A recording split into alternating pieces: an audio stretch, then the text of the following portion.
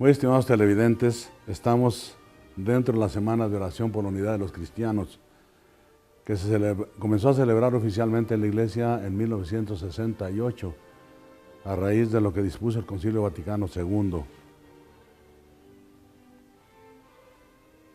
El impulso al ecumenismo, que ya se venía trabajando desde hace más de 100 años, realmente se lo dio Juan XXIII y el Concilio Vaticano II. Juan XXIII dijo una frase muy célebre: con respecto a los hermanos separados, tenemos que fijarnos más en lo que nos une que en lo que nos separa. Él convocó un concilio, el Vaticano II, y le asignó como una de sus tareas muy importantes lograr la unidad de los cristianos, volver a la unidad de los cristianos. Su Santidad Pablo VI, que sucedió a Juan XXIII, también le puso al concilio esta tarea de lograr la unidad de los cristianos. Y el concilio mismo dio un decreto sobre lograr la unidad o recuperar la unidad. El título de este decreto sobre la unidad de los cristianos es Unitatis Redintegratio, o sea, recobrar o volver a la unidad de los cristianos. La realidad de las cosas es triste. Por una parte, nuestro Señor Jesucristo quiso que fuéramos una sola cosa, como Él y el Padre son uno. Oró por esta intención en la última cena, ahí está en el Evangelio de San Juan. Nos dio el mandato de la caridad, que nos debe tener unidos en una misma fe, y sin embargo nos encontramos divididos. Hay grupos menores que vienen por allá desde el siglo V, siglo VI, grupos muy pequeños de nestorianos, de arrianos, de monofisitas, sobre todo en el oriente. Pero las grandes divisiones pues son más recientes, en la historia. El tronco de la Iglesia Católica, de ella se separaron en el siglo XI los ortodoxos, que conforman las iglesias del Medio Oriente y Rusia. En el siglo XVI se separaron los pueblos, sobre todo del norte de Europa, con la reforma luterana, y conformaron algunas iglesias serias y otras que no lo son. Es bueno aclarar que el ecumenismo, que trata de recobrar la unidad de los cristianos, se refiere a los cristianos de verdad.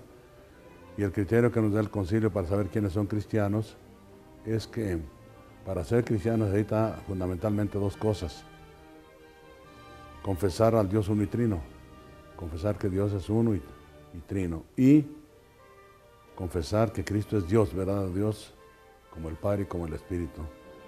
Esa es la condición para que alguien se pueda llamar cristiano y para tratar con él de ecumenismo. San Pablo tiene diseminadas en sus cartas expresiones muy profundas sobre la unidad. Dice San Pablo, por ejemplo: hay un solo Dios y Padre de todos. Hay un solo Señor Jesucristo, que murió por todos. Hay un solo Espíritu que obra todo en todos. Una sola fe, un solo bautismo y un solo cuerpo, que dice que es la Iglesia, un solo cuerpo. Esos son los fundamentos profundos de la unidad, que son de carácter trinitario. El Dios único fundó una sola Iglesia, la Iglesia que redimió Cristo con su sangre. La división es contraria pues a la voluntad de Dios. El Concilio Vaticano II, en ese decreto, da algunas recomendaciones prácticas sobre lo que tenemos que hacer para fomentar el ecumenismo, y las resumo en 3 capítulos. Primero, dice el concilio que el alma de toda acción ecuménica es la oración, que tenemos que hacer oración junto con la oración de Cristo, que pidió al Padre que todos fuéramos uno.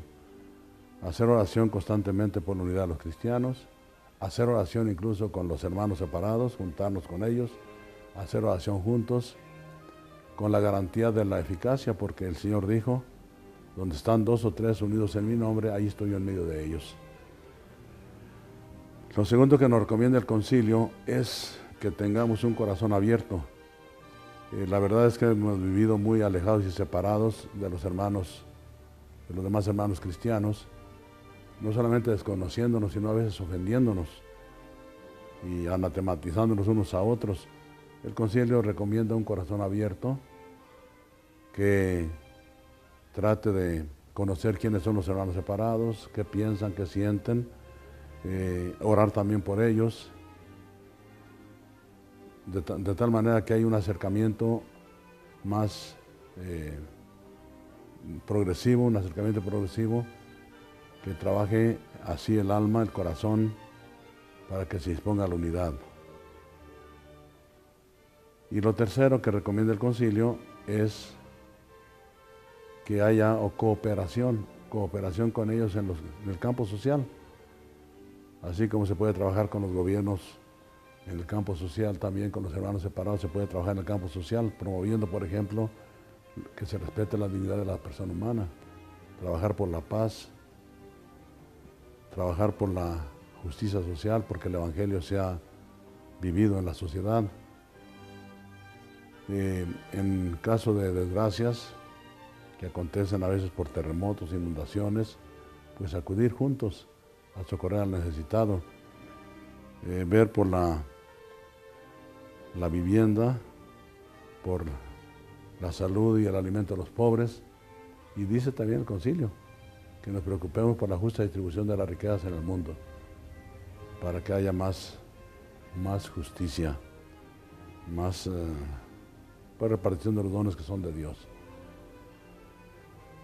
El Concilio Vaticano II recomienda esta tarea como muy importante para la Iglesia. Por lo tanto, y dice que los obispos deben dirigirla y vigilarla e impulsarla. Y no se trata pues de una semana solamente, del 18 al 25 de enero, y ya cumplimos con ese expediente y nos olvidamos hasta el año que viene. Es una tarea permanente. Es una de las grandes intenciones de Cristo y por lo tanto debe ser también nuestra. Pedir, trabajar, hacer lo que podamos por la unidad de los cristianos, y es cosa que Dios nos va a recompensar. ¿Cuándo se va a lograr la unidad? Cuando Dios quiera. Dios los bendiga.